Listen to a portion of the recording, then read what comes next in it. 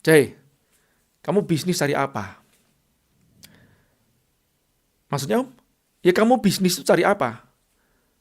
Ya cari untung. Kalau aku cari rugi. Kram otak saya nih pertama kali langsung. Terus saya tanya, lah kok bisa? Lah emang kalau kamu cari untung, bakal untung.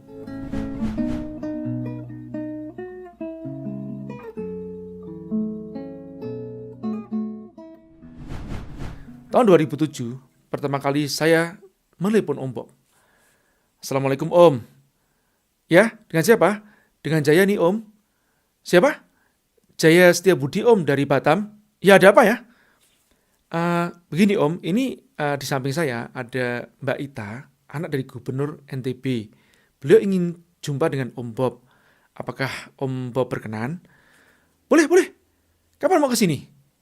Kalau Om Bob free, kita berangkat sekarang nih. Emang kamu di mana? Ini kita kebetulan lagi ada di Jakarta nih Om. Boleh, boleh. Aku tunggu ya sekarang ya. Sesampai di Lebak Bulus, ada plang sebelah kanan besar 2121. Ini harusnya dibaca Tuan, Tuan. Kami masuk ke dalam gang, belok kanan, kemudian belok kanan lagi membentuk L, yang mungkin gang itu cukup untuk 2 mobil yang berpapasan.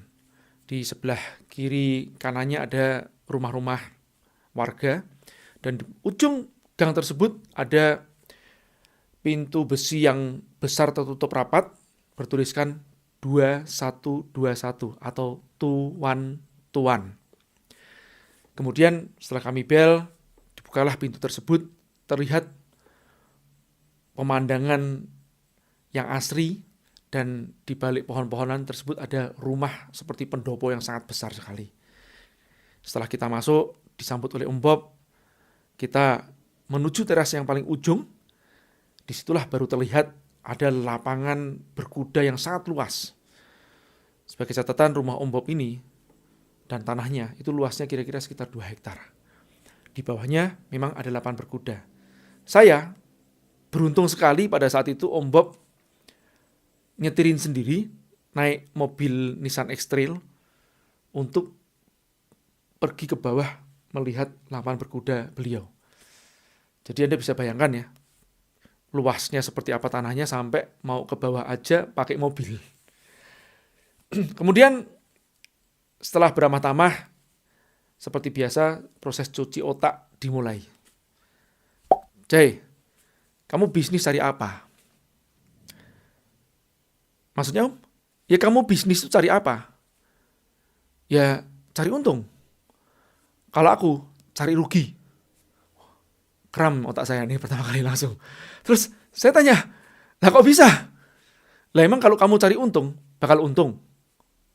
Ya belum tentu Om. Terus kalau aku bilang aku cari rugi, bakal rugi? Ya enggak juga sih. Sama aja goblok. Apa sih maksudnya Om Bob berkata seperti itu? Kadang atau seringkali saat berbisnis kita ini selalu mengharap yang berlebih sehingga kita kecewa. Coba kalau kita turunkan harapan kita sampai bahkan kita mengatakan bahwa aku ini bisnisnya sedang belajar. Kalau orang namanya belajar, gagal itu kan wajar. Sehingga pada saat dia sudah menganggap dirinya belajar, dia gagal, dia gak kecewa. Dia bangkit lagi. Tidak ada namanya down atau stres. Orang yang down atau stres pada saat gagal dalam berbisnis, karena dia itu sebetulnya pada dasarnya seolah kayak orang pinter. Bukan orang goblok. Orang pinter yang belajar bisnis langsung berhasil, atau membuka usaha langsung sukses. Kalau orang goblok gak seperti itu. Orang goblok berpikir, dia udahlah namanya goblok, ya wajar lah gagal. Selesai.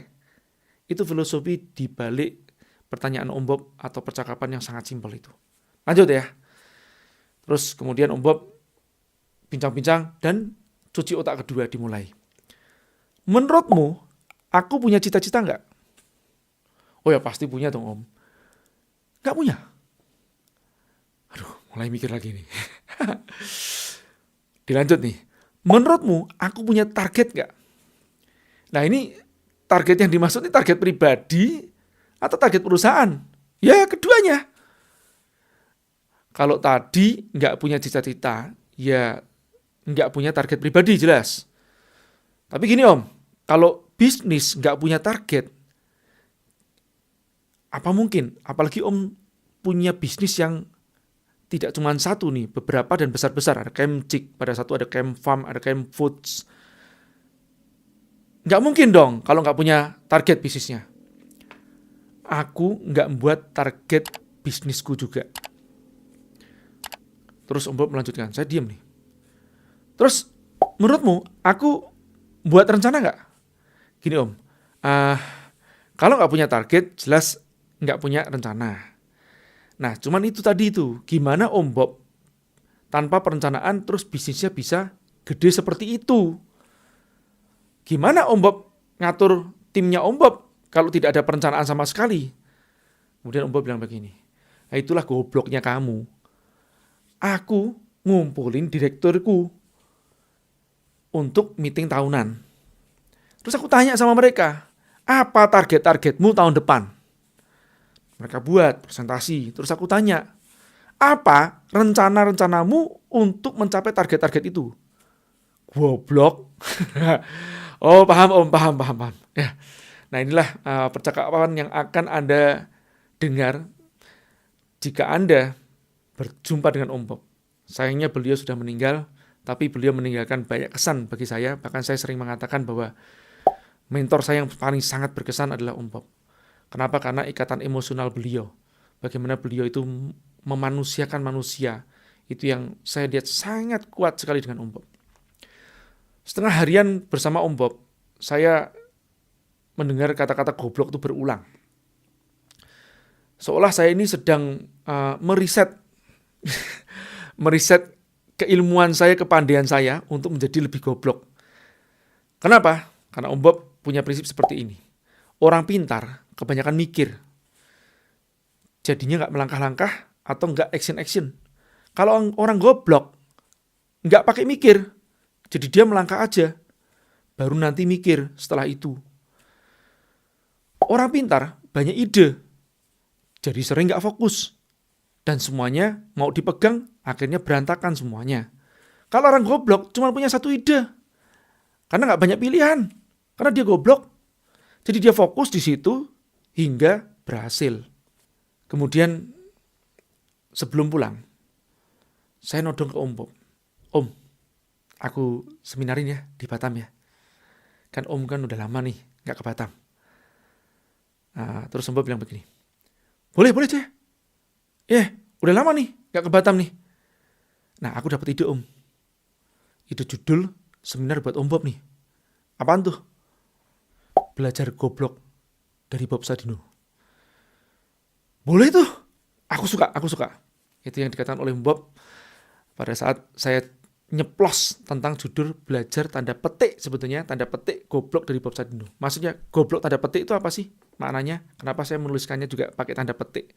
Karena seringkali kita ini sebenarnya bukan pinter, tapi keminter.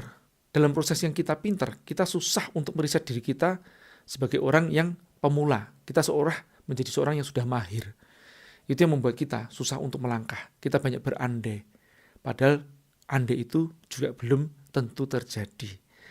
Itulah teman-teman sejarahnya judul belajar goblok dari Bob Sadino yang akhirnya dijadikan judul tidak hanya seminarnya Om Bob, tapi juga menjadi judul buku yang dari Om Bob yang paling bestseller saat ini.